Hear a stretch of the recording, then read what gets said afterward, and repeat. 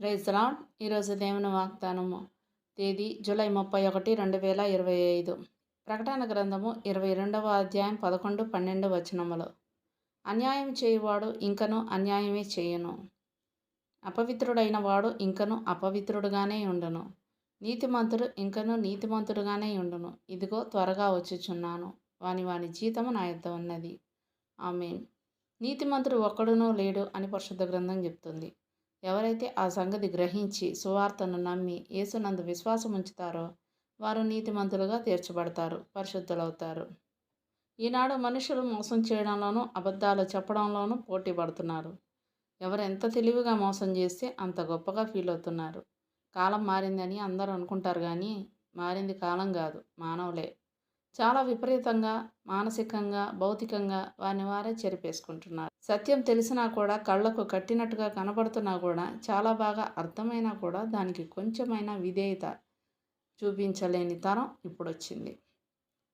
అపొస్తలుల కార్యాలు 28వ అధ్యాయం 27వ వచనం చూసినట్లయితే, ఈ ప్రజలు కనులారా చూచి చెవులారా విని మనసారా గ్రహించి నా వైపు తిరిగి నా వలన స్వస్థత పొందకుండానట్లు వారి హృదయము క్రొవ్వి ఉన్నది.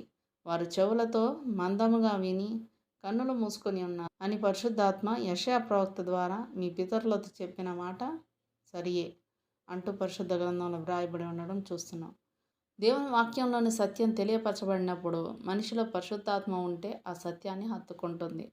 అంతేగాని అందరూ తప్ప లేదా దేవుని వాక్యమే తప్ప అనే ఆలోచన రాదు.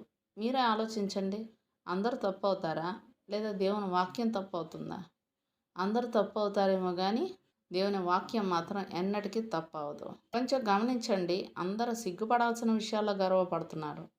ఈనాడు తల్లిదండ్రులు తమ పిల్లలు జ్ఞానం సంపాదించారా అని ఆలోచించడం లేదు. ఎలాగైనా సరే 90% మార్కులు వచ్చాయా, మంచి గ్రేడ్ వచ్చిందా, పాస్ అయ్యాడా లేదా అని మాత్రమే చూస్తున్నారు. అంతేకాకుండా డబ్బు సంపాదించాడా లేదా అన్నది చూస్తున్నారు.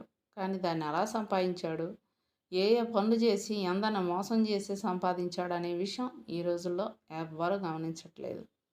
ఎవరు మంచి ఎవరు చెడు, ఏది నిజం ఏది అసత్యం, నీతి న్యాయం ధర్మం ప్రేమ జాలి అనే విషయాలను గురించి ఆలోచించేవారు ఎక్కడున్నారు?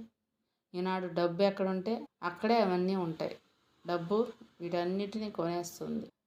అందరూ ఒకటి మర్చిపోతున్నారు, దేవుని యొక్క శిక్ష నుండి ఎవ్వరు తప్పించుకోలేరు. కంగారేం లేదు, ఎవరి జీతం వారికి దేవుడు ఖచ్చితంగా ఇస్తాడు.